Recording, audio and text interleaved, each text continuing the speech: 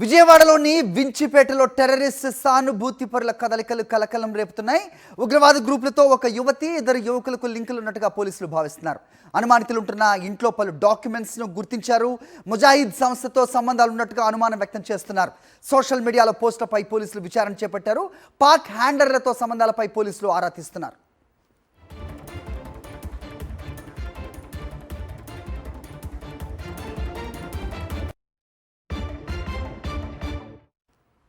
Right, ఇదే అంశంపై updates మా కరెస్పాండెంట్ సురేంద్ర అడిగి మరిన్ని వివరాలు తెలుసుకుందాం. సురేంద్ర, చెప్పండి. సో ఏ డాక్యుమెంట్స్ వీళ్ళు స్వాధీనం చేసుకున్నారు? చాలా కీలకంగా తెలుస్తోంది.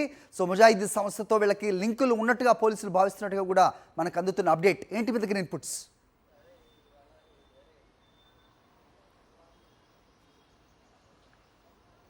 హరి, నిన్న విజయవాడలో టెర్రరిస్టులతో సానుభూతిపరుల కలకలం అయితే విజయవాడలో లేగింది. ముగ్గురుకు సంబంధించిన యువకులు టెర్రరిస్టు గ్రూపులతో సంబంధం ఉన్నట్టయితే కౌంటర్ ఇంటెలిజెన్స్ అధికారులు గుర్తించారు.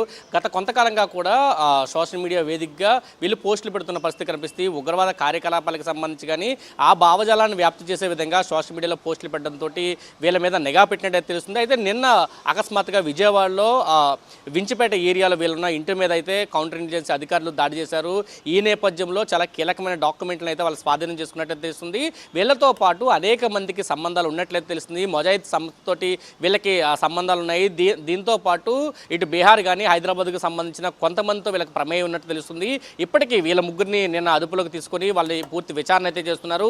వాళ్ళ నుంచి మరింత సమాచారం రాబట్టే ప్రయత్నం అయితే కౌంటర్ ఇంటెలిజెన్స్ అధికారులు అయితే చేస్తున్న పరిస్థితి అయితే కనిపిస్తుంది. దాంతోపాటు ఎవరైతే ఈ ఇంటి మీద దాడి చేశారో రెహమాన్ కానీ, డానిష్ కానీ, అదేవిధంగా సోహెల్ బేగ్, వీళ్ళ ముగ్గురు కూడా వాళ్ళకున్న సంబంధాలతో పాటు పేలుడు పదార్థాలు ఏ విధంగా తయారు చేయాలి, ఏ విధంగా పేలుడు పదార్థాలు ఎక్కడెక్కడ దొరుకుతాయి అనే సమాచారాన్ని కూడా ఇంటర్నెట్లో సెర్చ్ చేసినట్లయితే అధికారులు గుర్తించారు. దీని మీద కూడా విచారణ చేస్తున్న పరిస్థితి అయితే మనకు కనిపిస్తుందని చెప్పాలి. ఈ ముగ్గురితోటి ఇప్పటికే చాలా ప్రశాంతంగా ఉన్న విజయవాడ నగరంలో ఒక పక్క ఉగ్ర కదలికలు కానీ, మరొక పక్క రీసెంట్గానే చూస్తే 27 మంది మావోయిస్టులు కూడా రీసెంట్గానే పడమట ప్రాంతంలో పట్టుకున్నారు. చాలా ప్రశాంతమైన ఏరియాలో ఇటువంటి కదలికలు, ఇటు మావోయిస్టుల కదలికలు కానీ, తర్వాత ఇప్పుడు ఉగ్ర కదలికలు కూడా వచ్చిన పరిస్థితి. వీళ్ళతో పాటు విజయవాడలో ఇంకెవరికైనా సంబంధాలు ఉన్నాయా, ఆంధ్రప్రదేశ్లో ఎటువంటి కార్యాచరణకు వీళ్ళు వెళ్ళబోతున్నారు, వీళ్ళతో పాటు ఎందుకంటే పాకిస్తాన్కి సంబంధించిన కొన్ని ఉగ్రవాద సంస్థల్లో నేరుగా సోషల్ మీడియా వేదికగా పరిచయాలు ఏర్పాటు చేసుకోవడం, దాంతోపాటు కొంతమందిని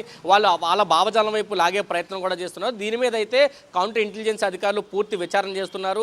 ప్రస్తుతం ఒక రహస్య ప్రదేశంలో నిన్న అదుపులోకి తీసుకున్న ముగ్గురిని విచారిస్తున్నట్టయితే మనకు సమాచారం ఉంది. ఈ రోజు తీసుకున్న ముగ్గురిని కూడా కోర్టులో హాజరుపరిచే అవకాశం అయితే కనిపిస్తుందనే చెప్పాలి. హరి.